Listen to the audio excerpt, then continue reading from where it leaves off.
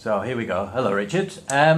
Richard, you were appointed as MD of Housing Partners in the spring, and I'd just like you to share with us how you've used mindfulness as part of the Dragonfly Coaching for Life programme, and in particular, what benefits do you feel that you've been able to reap as a result of the mindfulness exercises that we've shared with you?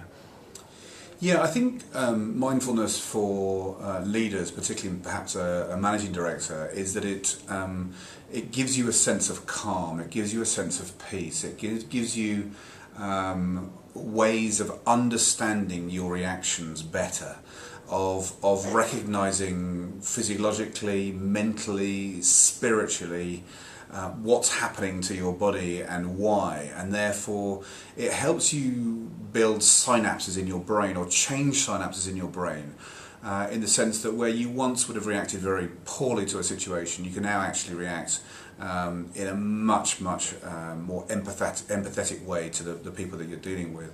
So for me, mindfulness is a way in which leaders can take a step back, in which they can learn just to be sometimes, just to see a crisis happening and things evolving around you, to not fret, to not panic, to give you the space to react, rather than sort of pre-mindfulness days, certain events happening around you, a snap reaction taking place that actually benefits no one, least of all the person that has reacted, and it certainly doesn't benefit those people that are being reacted upon.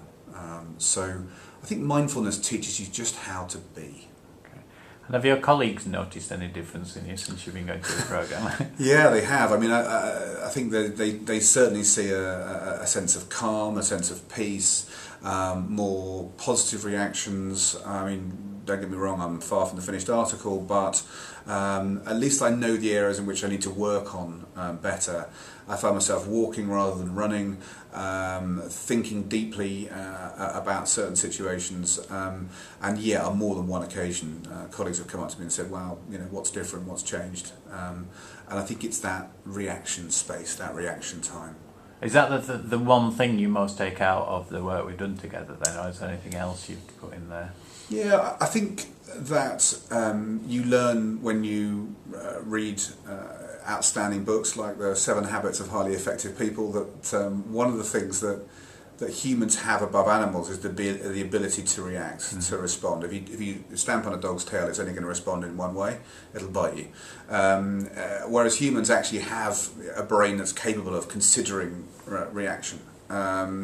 So I think that's a huge part of what mindfulness has taught me. But I also think things like the body scan are hugely important. The ability to focus on breath has helped me hugely. I've been in situations which are incredibly stressful, and I've instantly gone into a mindful minute or a deep breathing situation. I've actually helped it with sleep. When I've woken up in the middle of the night, there's a whole load of thoughts rushing through my head, and I can't work out why I can't sleep. And then I'm doing a body scan and realising there's big parts of my body that are tense. Particularly around the face and the jaw, which you don't realise are tense until you actually take a mindful minute. There are so many layers to mindfulness, but I think that peace, and I think that calm, and I think that presence that mindfulness gives you, and that acceptance that it's okay just to be, that you don't have to change the world. And I suppose if I was to take one line out of mindfulness that has probably meant the most to me, it would be that thoughts aren't facts. Okay, and would you recommend it then to other business leaders? Absolutely. I mean, mindfulness is affecting hundreds of different people, thousands of different people across the UK, in many walks of life. I think it's very easy as a business leader to get layer upon layer upon layer of stress laid upon you, and actually you do something about it when it's either too late or very late in the day. I think that mindfulness teaches you to recognise the early warning signs that things are getting too much or getting too stressful, and that has to be invaluable to the well-being of both mentally and physically and spiritually of any great leader. Thank you, Richard. Thank you very much. Thank you.